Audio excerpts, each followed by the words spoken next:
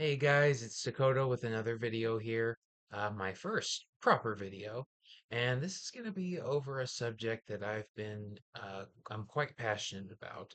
So this one today is going to be about Critical Role's new campaign 4.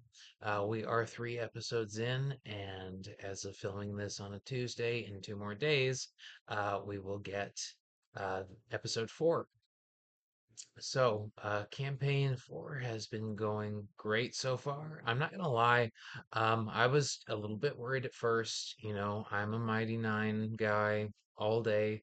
Um, and, the fact that this is the first proper campaign that doesn't have Matt Mercer at the helm, I'm not gonna lie, I was a little bit worried. I was concerned. There were concerns.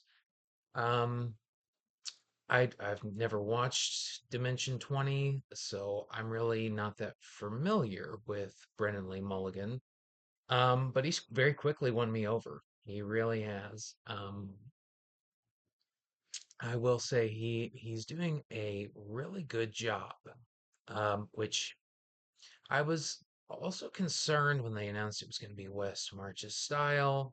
Um, Now, we're still in the prologue, of course, so we haven't even gotten to the meat of the story, but, the idea that everybody's going to be like moving in and out of different tables and people are going to be coming and going, I was worried that it was going to be a little chaotic and not like good chaotic. That's, the brand for Critical Role. I was concerned. There were concerns, I'll say again.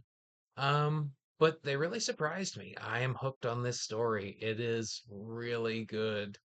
Um, and the fact that they, first of all, the opening of episode 1 was phenomenal. Liam O'Brien and Brennan and Luis, they did a phenomenal job.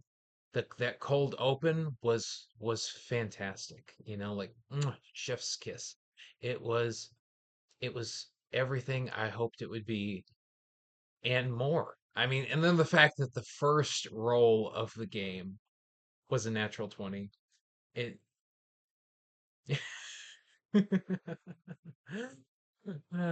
it was so good. Everybody's so great. I love everybody's characters. I think that and the world is just so well thought out.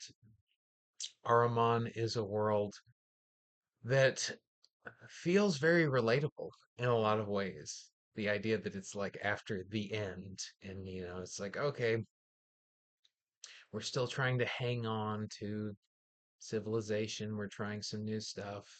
These families, these different houses of families, are trying to reassert themselves. They've had to change, obviously, with the times, but I'm keeping an eye out on everything.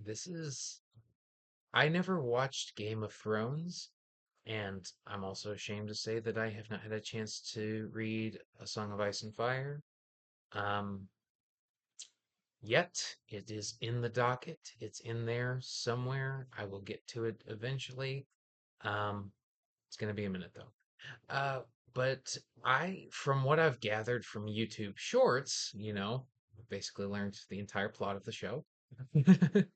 Um, but I imagine there's a lot of political intrigue, and so I feel like they're taking some cues in this one, and that makes it quite a bit different. I mean, there was political intrigue in previous campaigns, sure, between the Twindalian Empire, the Kreen Dynasty, their whole Cold War situation, and then their actual war situation. Um, but no, I'm digging it because there's so many more players. It feels like every single one of these Sundered houses is, trying to get on the top of some kind of a dog pile and, be the king of the hill, as it were. Insert Hank Hill. But anyway, no, I'm really excited for how this campaign's going to unfold. I'm also excited for some of the other side projects. I'd love to see what Critical Role has got in store outside of the campaign. I'd like to see maybe some more. stuff set in Exandria, maybe some more Exandria Unlimited, maybe some little one shots here and there. Uh, of course, I'd love to see them play more Daggerheart. Daggerheart is a game that has very quickly won me over. Um, you know, have been playing Daggerheart, and it's really fun. I'm enjoying everything that I learn and everything that I watch. Everything's great about the system. And yeah, so hopefully there is going to be more Daggerheart content.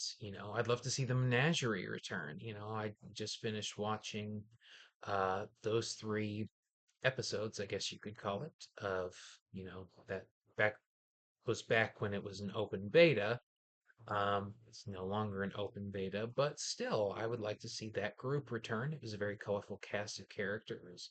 Um, I do understand that if they don't, because it would probably remind them of a very difficult time. Unfortunately, right around the time that that particular campaign was being played, one of my, you know, favorites on Critical Role, honestly, they're all my favorites, but Sam Riegel at that time was undergoing treatment for his cancer diagnosis, and so he was noticeably absent for that. So I would understand if maybe that particular series doesn't get revisited, that particular group of characters. Although I feel like it would be a shame because they were honestly really quite the motley crew of people. And I noticed something when I was watching it, and I was like, there are no humanoid characters in the menagerie. It's like everybody's like obviously an animal of some type,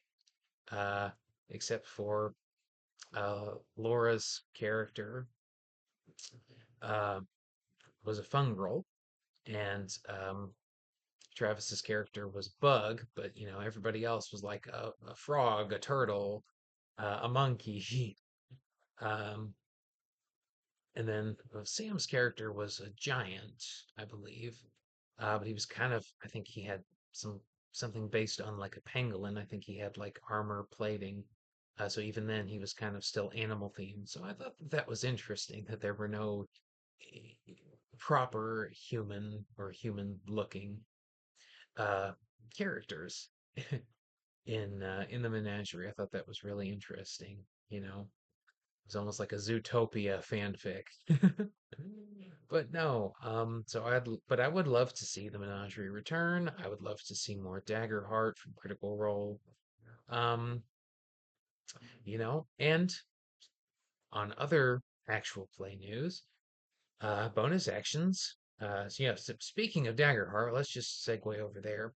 Bonus actions campaign set in Wild Country has changed systems. So I believe a few weeks ago, probably closer to a month ago at this point, but you know, so about a month ago when Volume 3 of Bonus Action premiered, they made the announcement that they had swapped systems to Daggerheart, and I've been enjoying watching that as well. I've also been back watching like the back catalog of their previous volumes. That's been really enjoyable. So yeah, and I'm just consuming content and just want to talk about it. So if you guys have any thoughts, about that, you know, leave a comment. We can have a discussion in the comments section about what you're thinking. Are you enjoying Critical Role Campaign 4 so far? Uh, if not, then, what is it that you maybe don't like about it? What's some things that you would maybe want to see different? Um, you know, what's the campaign that got you started? The campaign that got me started was the Mighty Nine, although I've only recently started watching it. I have um only within the past few months. Well, maybe at this point it's been several months. Uh, that I've been a critter. Before that, it's like I knew vaguely who they were. Um, you know, but I wasn't really on YouTube, and I didn't know about Beacon. I didn't know about the whole Saga, I very quickly made myself an expert. Um, but anyway, yeah, so I am a huge fan of Critical Role, and I can't wait to see what they've got in the store. But I also love bonus action. Bonus action is great. Also, check them out. Check out all the actual plays. It's so much fun, especially if you're somebody that maybe doesn't get to play as much. Maybe you can kind of live vicariously through other people. But yeah, that's gonna be it for this particular video. Just gonna be a short one, just let me know what you guys are thinking, what you like, what you don't like about either the new campaign or, what you like or don't like about Daggerheart. I think it's a great system personally, and I think that it has the capacity to get really big. I think it could be a really, really big game system. Um, but yeah, so that's going to be it. You guys take care and roll high.